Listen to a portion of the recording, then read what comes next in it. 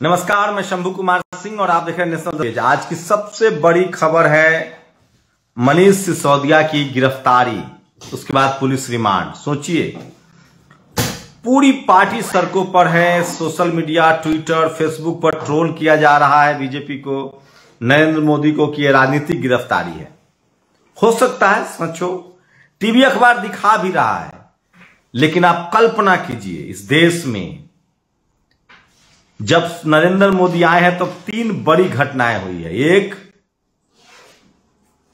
सोनिया गांधी और राहुल गांधी को ईडी ने बुलाया। दूसरा, मनीष सिसोदिया की गिरफ्तारी हुई। ये तीन सवर्ण नेता है जिन पर अभी तक इनकम टैक्स, ईडी, सीबीआई का शिकंजा कसा है। पूरी पार्टी खड़ी है मनीष सिसोदिया के साथ, मीडिया आधा खड़ा है मनीष सिसोदिया के साथ, आधी मीडिया, सवर्ण मीडिया, मनु मीडिया खड़ी थी राहुल और प्रियंका के साथ। लेकिन आप कल्पना कीजिए, मैं एक दूसरा बात कहना चाह रहा हूं आपको, दूसरी बात, लालू यादव, यही मनीष सिसोदिया, अरविंद केजरीवाल पर्ची लेके घूमते थे कि कौन चोर है कौन ईमानदार है। सारा ज्ञान इन्हीं को था, न कोर्ट थी न कचहरी थी। अब जब गिरफ्तारी हुई है, कोर्ट तय करेगा कि कौन चोर है कौन ईमानदार है, लेकिन इन लोगों ने क्लीन चिट दे दिया है। लेकिन सोचिए, क्या लालू यादव के लिए कोई सड़क पर उतरा? क्या लालू यादव के समर्थक सड़क पर उतरे? क्या लालू यादव के परिवार ने कोर्ट कचहरी को माना कि नहीं माना? जेल हुई उनको, 3 बार के मुख्यमंत्री को जेल हुई।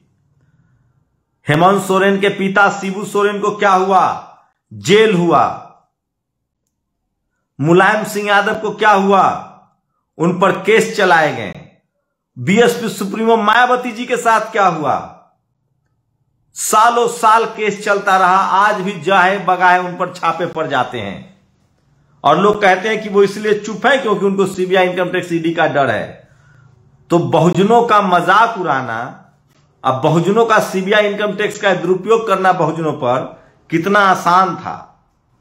जगन मोहन रेड्डी को जेल में डाल दिया गया था जब कांग्रेस की सरकार थी। अगर मोदी ये सब पॉलिटिकल फायदे के लिए कर रहे हैं तो क्या पहले के जो, तो इसका मतलब है कि मायावती, अखिलेश यादव, तेजस्वी यादव, हेमंत सोरेन, शिबू सोरेन, सबके लिए पॉलिटिकल फायदे के लिए किया गया। कांग्रेस कर रही थी, कांग्रेस के राज में। और आम आदमी पार्टी, बीजेपी को लाई कौन? आम आदमी पार्टी, अन्ना आंदोलन, तब ये लोग पर्ची लेके घूम रहे थे। उस समय लालू यादव इनके खिलाफ थे तो आप सब हंसते थे, मजाक उड़ाते थे। आज भी SC ST OBC माइनॉरिटी का चपरासी हो, चीफ जस्टिस हो, चीफ मिनिस्टर हो या राष्ट्रपति हो, इस देश में रोज विजिलेंस के छापे पड़ते हैं SC ST OBC पर। दलित, पिछड़ा, IAS, इंजीनियर, कलेक्टर, सब पर छापे पड़ते हैं और ये मीडिया चोर घोषित कर देती है और ये समाज भी उनको चोर मान लेता है। लेकिन देखिए, राहुल गांधी चोर नहीं है, उनके लिए कोई धरती का दूसरा इनकम टैक्स, ईडी आएगा। सिसोदिया चोर नहीं है, उनके लिए कोई धरती का दूसरा इनकम टैक्स, ईडी आएगा। लेकिन बहुजन नेता पर आरोप लगते ही बहुजन समाज उसको चोर घोषित कर देते हैं। और ये ब्राह्मण समाज का, जो ब्राह्मण टोली के जो ब्राह्मण पत्रकार हैं, वो आरोप लगते ही उनको बेईमान और करप्ट घोषित कर देते हैं।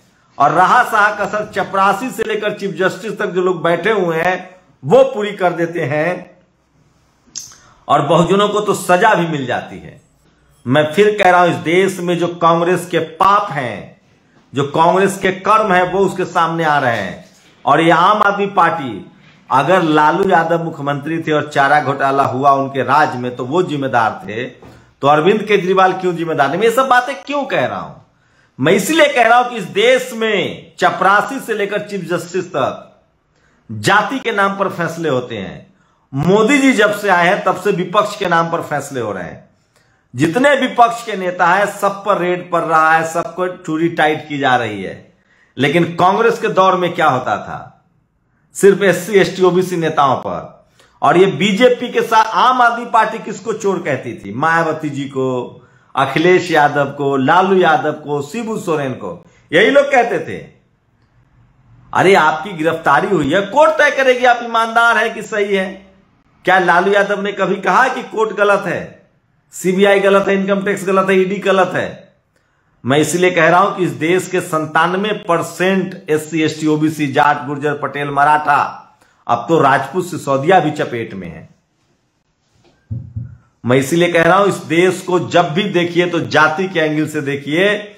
इस देश में जितने बहुजन लीडरशिप वाली पार्टियां रही हैं उनको हमेशा सजा देती जा रही है। हमको कब गिरफ्तार कर लिया जाएगा नहीं पता, कब जेल में डाल दिया जाएगा नहीं पता, कब रेड मार के क्या क्या कर दें ये लोग, कोई गारंटी नहीं है। मैं इसीलिए कह रहा हूं, कम से कम 97% लोगों को मैं कह रहा हूं कि जब तक आप college, university, media, judiciary, bureaucracy, business में भागीदारी नहीं होगी, संविधान लागू नहीं होगा। इसी अगर आज आपको लग रहा है कि सिसोदिया के साथ गलत हो रहा है तो लालू यादव के साथ भी गलत हुआ है, मायावती जी के साथ भी गलत हुआ है, शिबू सोरेन के साथ भी गलत हुआ है। ए राजा और कनी मोड़ी को इन्हीं लोगों के कहने पर जेल में डाला गया था, तभी लोग सड़क पर बैठ के कानून बना रहे थे।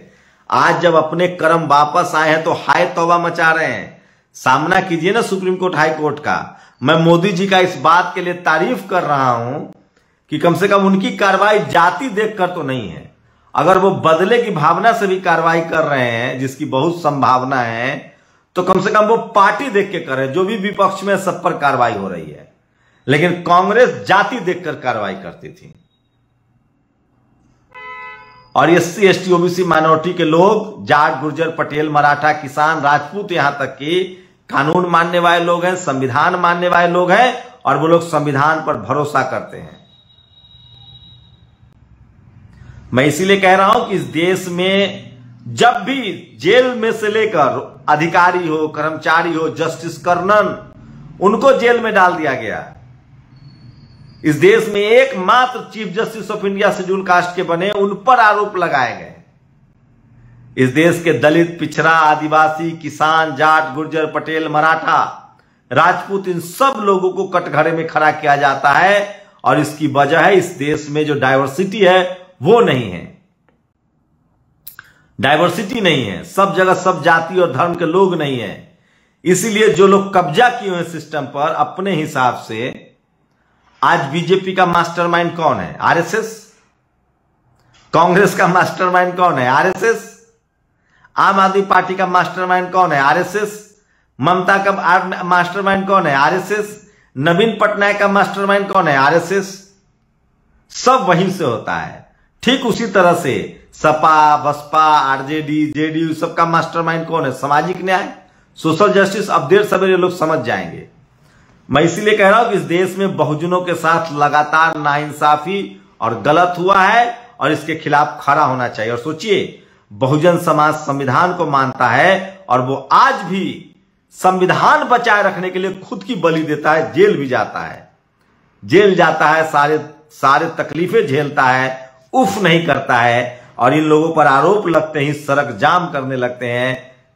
इनको संविधान कानून पर भरोसा नहीं है। इसलिए मैं कह रहा हूं, बहुजन समाज न उसका चपरासी है, न चीफ जस्टिस है, न उसके बाद भी वो कानून पर भरोसा करता है, चाहे उसको सजा ही क्यों ना हो जाए। मैं इस देश के जाट, गुर्जर, पटेल, मराठा, राजपूतों से कहना चाहता हूं कि निकलिए आप लोग इस सड़कों पर, जब आपके नेता को बदनाम करे बाभन टोली के पत्रकार और इस सिस्टम।